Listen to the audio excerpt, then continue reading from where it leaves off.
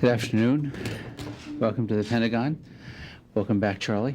It's always good to see you here, tanned, rested, and ready. I don't know ready for what is the question, but I'd like to start by welcoming two journalists from the Republic of Korea. The first is Mr. Chung from the Jung-ang Ilbo in Seoul, and Mr. Kim from the Chosun Ilbo, also in Seoul. Welcome. They're here visiting the U.S. for 4 weeks as participants in the USIA's International Visitor Program. I'd like to start by bringing you up to date on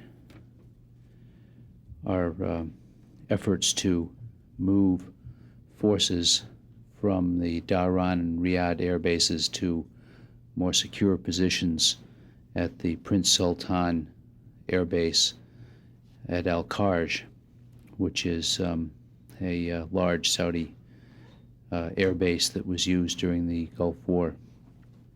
We're in the process of moving in about 1,200 personnel, mainly engineers, security personnel, and people to do refueling, provide air traffic control services, etc., to the Prince Sultan Air Base in order to prepare the way for the airmen coming down from Riyadh and from Dhahran.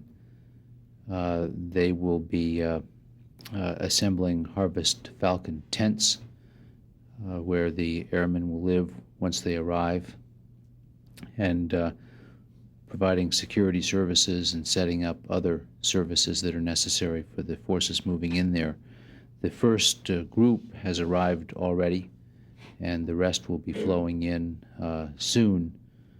They're mainly Air Force personnel, and as I say, they're well on their way, preparing to enable us to make this move as soon as possible from Dhahran and Riyadh. Yes, Suzanne? The 1,200, are those any of those people that will remain there? Are they part of the... No, they're going temporarily.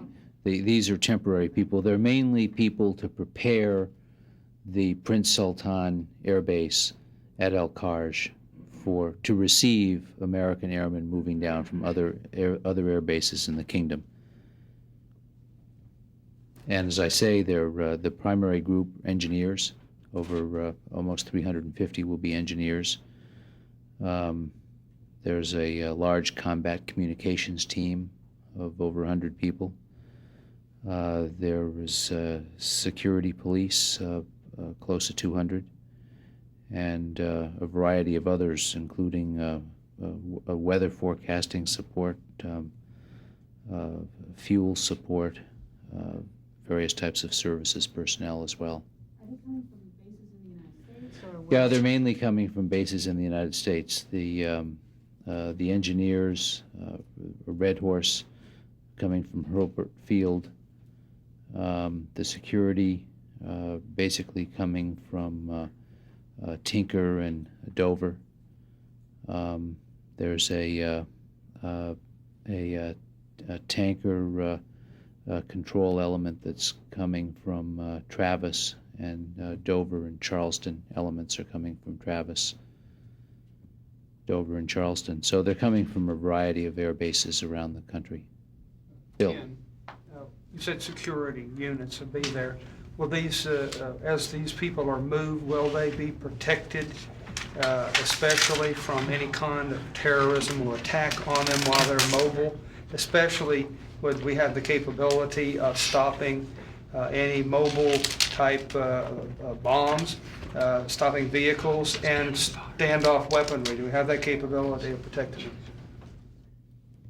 Well, that's obviously a very pertinent question, and the answer is yes, that we're taking security very, very seriously. The advantage of the Prince Sultan Air Base at Al-Kharj is that it's very isolated, and it's also very large. So its very size and location make it a more secure facility. And the Saudis are providing external security at all of these places, and we're providing the internal security. That's similar to what happens now at Khobar Towers and the other places where we have troops in Saudi Arabia. What about during the moving process when they're exposed? Well, during the moving process, we will provide security at all points. The point from which they leave, the route over which they travel, and the point, the arrival point as well. We will have the capability of stopping a truck bomb with something remote, something standard. Well, we are looking, as I said, I don't want to get into specifics here, but we're taking security very, very seriously, and you can be sure that we're doing everything we can to protect these troops where they are now, where they're going, and en route between the two places. Ivan. Follow-up question. Roads are not abundant in Saudi Arabia. Will the troops move from Riyadh to Al-Kharj and from Dhahran via aircraft? If so, are special transport aircraft being brought in? Will they go by camel? How will they go? They are all going to go on foot. And they'll be supplied with a lot of water. First of all, we're talking mainly about airmen, so I think you can assume that they'll travel by planes. But I don't think you would expect me to get up here and give you very specific movement plans and techniques. Will they be moving, say, from Europe, X number of C-130s, 141s, and to do this, is the base at Al-Kharj, is the runway capable of handling that type of aircraft? Yes, the runway is it has very extensive landing facilities and plane storage facilities. So they'll be going by a variety of means at a variety of times. Charlie. When will the first permanent, you expect the first permanent troops to move in? And number two, what about the status of the dependents? When are they going to stop moving out? Have they started? Well, I can't give you a precise date when the first troops will begin moving permanently from Dhahran and Riyadh down to Al-Kharj. As we said last week in Saudi Arabia, we are beginning the preparations and the movements as soon as possible, and we hope to get them moved as soon as possible within a matter of weeks, not months. So the movement will come relatively soon. The dependents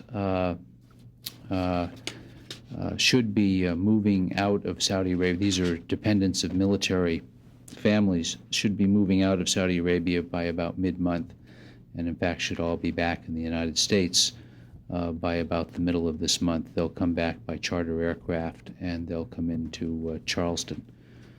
There will be about 750 dependents coming back, and of those, there'll be about 300 children.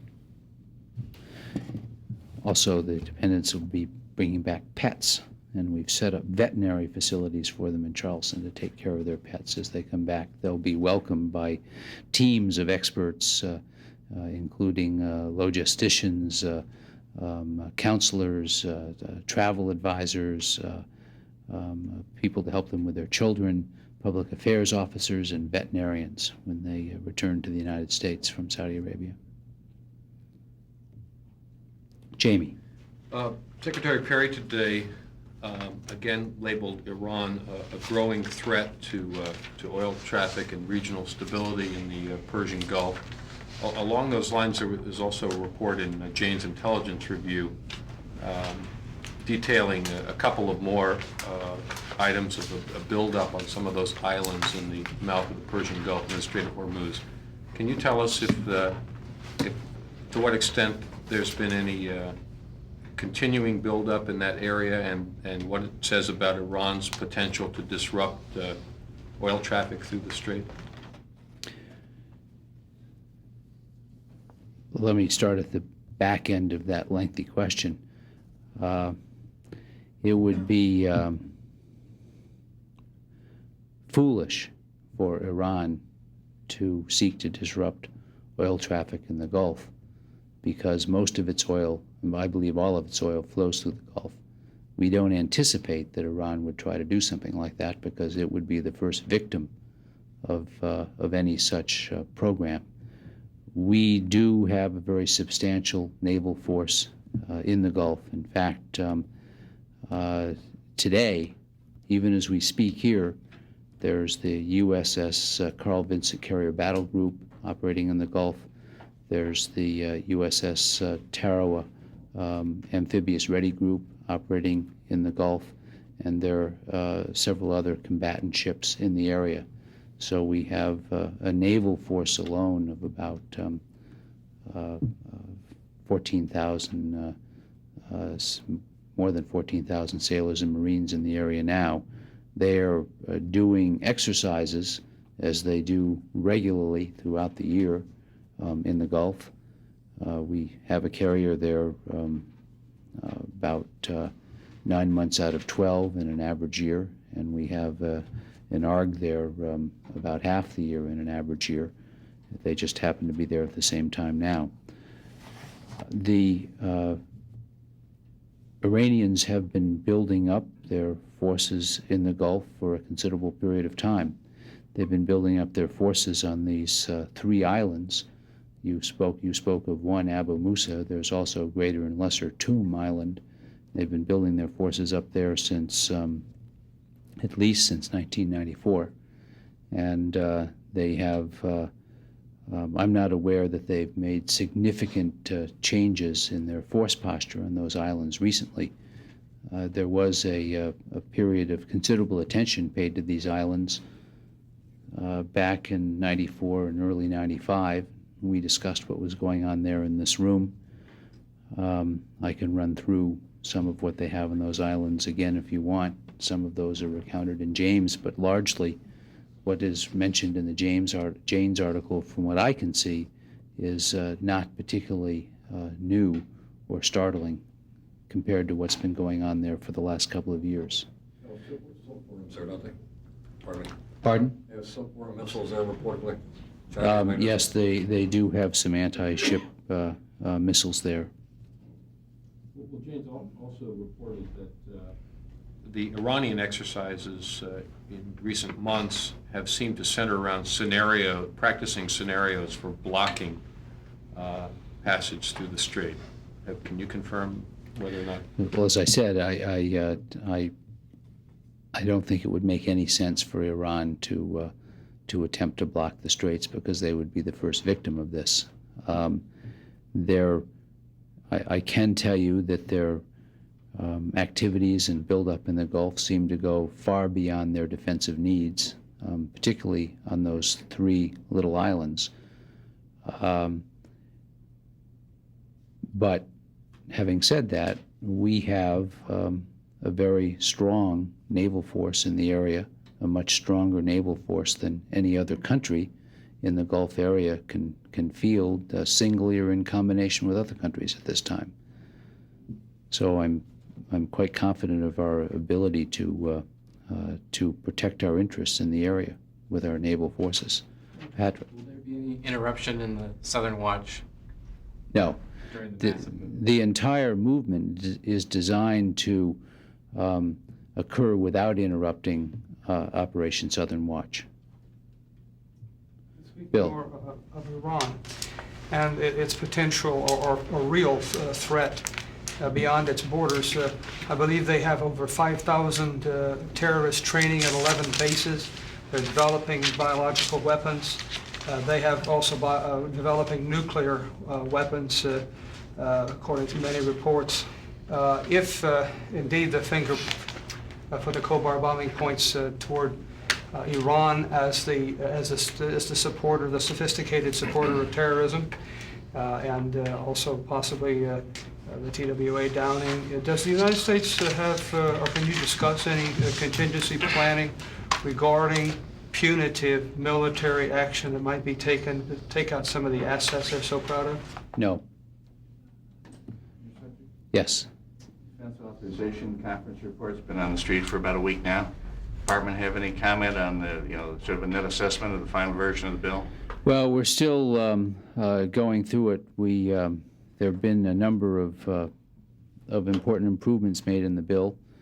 The bill is still more than we asked for, but we hope that it's an authorization bill that after it's reviewed will be found acceptable. As I say, there are still problems. There's more money than we asked for. It's not going for all the things we asked for. Clearly, You're not prepared at this point to characterize the merits of the hardware add-ons as the Secretary did earlier this year regarding last year's add-ons. You're not ready to do that at this point. well, most of the hardware add-ons bring forward into the future year defense plan purchases that were on the outside. Most, not all. And as the Secretary has said many times, those are the most acceptable types of add-ons because they don't saddle us with vast new costs for which we hadn't planned. They essentially accelerate spending we had planned to make otherwise. So in a sense, it saves us from, you could say that it may save us from spending money in the out years. Indeed, as you know, the geometry of the Republican spending plan is almost the mirror image of the administration spending plan. The Republicans spent more in the first part of the five-year defense plan, and it tails off in the end. The administration plan starts more slowly and grows to a higher level at the end. So at the end of the five-year defense plan, we're spending more than the Republicans plan to spend under theirs. One of the reasons that we had planned to spend more at the end and into the future years was to accelerate procurement. The Republicans have been more anxious to have that procurement here and now rather than in the future. If money has to be added to the bill, that's the best way to add it. Yes, Ivan. Returning to the Middle East just briefly, do we know anything else additional about the background cause, effect, what have you, or not effect, but background cause of the Khobar Towers bombing? And when the Saudi report is supposed to be on the table, do we have a firmer deadline on that yet? I don't know when the Saudi report will be out. As you know, the FBI is the primary, is the agency that's dealing with the Saudis on that, and I'd refer your questions to them. Jamie. Can you say anything on the record about the accuracy of that report in USA Today about the 11 terrorist training camps in Iran? Is that report accurate, or can you say anything about it? Well, those numbers were quite inflated to my knowledge. I don't think there's any doubt that Iran does run training camps for terrorists, but those numbers were larger than numbers that I've seen or can confirm. Having said that, I think I'll leave it right there. Can you say whether are you aware of any evidence linking the Saudi bombing or the TWA flight to Iran or any other country in the Middle East? I think we just have to wait for those investigations to finish before we can talk about what or who might have been involved. It doesn't make sense until those investigations are over. Can you comment or confirm about the in this same report in USA Today, 2 Saudi terrorist groups being trained in Iran? Is there any accuracy to that? I can't comment on that, no. Charlie? Sure. Can you give us some details on the training Wait a access? second. Patrick, do you have something? One to more. say? Has there been Yeah. any more decisions on further movement of families or force protection initiatives in the rest of CENTCOM, other than CENTCOM? We're still, that is under review now. I expect there'll be some movement of dependents out of Kuwait, but the exact numbers and makeup of that is still under review. Suzanne. Just to clarify, I believe last week some senior Pentagon officials were saying that actually some members, or some individuals involved in this movement had already begun to move. You were specific about those in Dhahran moving within the next couple weeks. Were those references to those in Riyadh? Yes, Okay. they were. Charlie. Give us some details on the training accident at Fort Campbell. Well, I don't have many details. My understanding is that there was a hand grenade explosion on Training Range 52 at Fort Campbell, Kentucky at 8:40 this morning. Sadly, one soldier was killed. I don't have his identity yet. I don't believe his family has been notified, his or her family. There were 11 soldiers were injured, And they were, 3 of those were taken to Vanderbilt University Hospital in Nashville, and the others are being treated for multiple shrapnel injuries at the Fort Campbell Hospital. They were in the headquarters company of the 1st Battalion, 187th Infantry Regiment, and the accident is under investigation. Was number 52 training what? Training range, number 52 at Fort Campbell, Kentucky. It's a hand grenade accident. Can you describe what kind of training exercise It was hand grenade training. This is the first chance we've had to ask you since the Sunday Times of London reported that the United States was considering a plan to capture Karadzic with an airborne assault, and was meeting some resistance from our allies, particularly Britain. Can you comment at all on that report?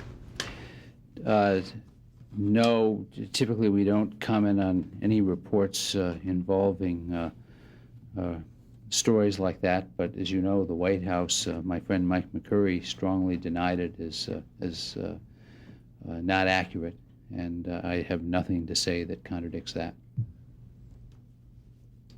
Yes. One more issue, the policy, as far as the Defense Department sees it. Is enough being done? Should more be done to deter terrorist attacks organized as we have seen in Saudi and against our foreign air carriers? Is punitive action necessary to deter this kind of action more than is being done? You're trying to draw me back into the same question I didn't answer before, and I'm not going to let you draw me there a second time. I hope you'll excuse me, but to answer the first part of your question, we're doing our level best to protect our forces and all American citizens against terrorism. We're working extremely hard on that. That's the reason for the moves of our forces in Saudi Arabia, the consolidation of our forces into safer, more secure areas. One of the things General Downing has been doing, did on his trip throughout the area and to other countries as well in Europe, is to review security procedures and anti-terrorist techniques in various parts of the world, Israel, England, 2 countries that have had extensive and successful experience in dealing with terrorists, but also are still prey to terrorist attacks. I think terrorism, unfortunately, is like disease. You can wipe out some illnesses, perhaps. You can contain them, but you can't wipe out disease altogether. You can do your best to stay healthy. You can do your best to take medicine. You can do your best to follow the proper procedures, but you cannot be disease-free. And I'm afraid we live in a world where it's going to be impossible to be free of terrorism. But we can do the best we can to make their jobs difficult, to make their attacks costly on them, and we will. No matter what the penalty, there will be a tax. Is that correct? Well, I don't think I should get into balancing, making comments like that. But the president has said that we will respond if we have appropriate information. David. Thank you. Has Perry met with Downing? Sorry? Has Perry met with Downing? Well, he met with him at the very beginning of his mission. He said on Saturday he was going to meet with him this week. He is not.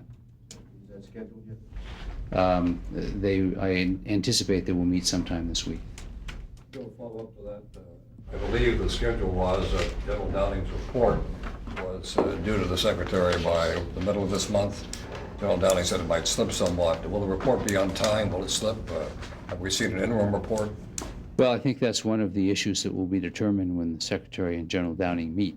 And I don't want to forecast what may come out of that meeting. Well, Ivan, see me afterwards, and I'll do my best. But Thank you. you're welcome.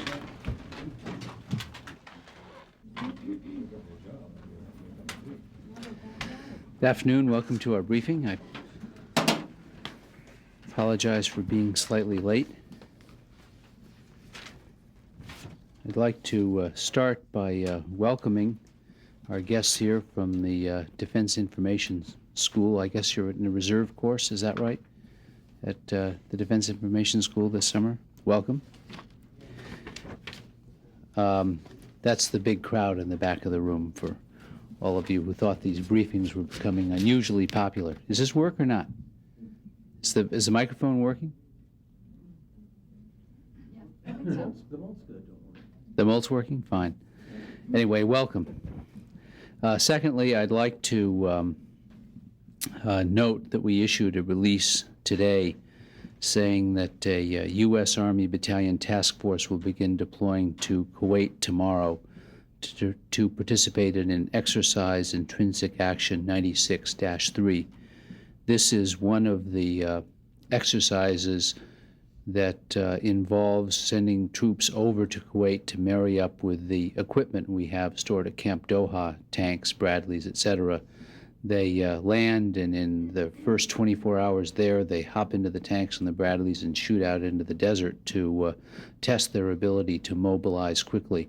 And these 1,200 soldiers will be in Kuwait exercising until December 15th, 1996, and they'll come back. They are from the headquarters U.S. Forces Central Command at Fort McPherson, Georgia, and the 1st Cavalry Division, Fort Hood, Texas. And with that, I will take your questions. Jamie. Just sticking in that region for a moment, Iran has complained that the United States warplanes have violated their airspace around the island of Abu Musa. What's the Pentagon's response to that? The Pentagon response is that we have not violated their airspace. And is there an explanation for it? When did this event that they complained about take place, or was it simply that that is not their airspace? I have no indication that we violated their airspace at all. We've been conducting a number of flights in the area as part of Exercise Rugged Nautilus, which I described on Tuesday, and to the best of my knowledge and the best of the Navy's knowledge and CENTCOM's knowledge, all these flights have been conducted in international airspace. If Iran, though, claims that the airspace over the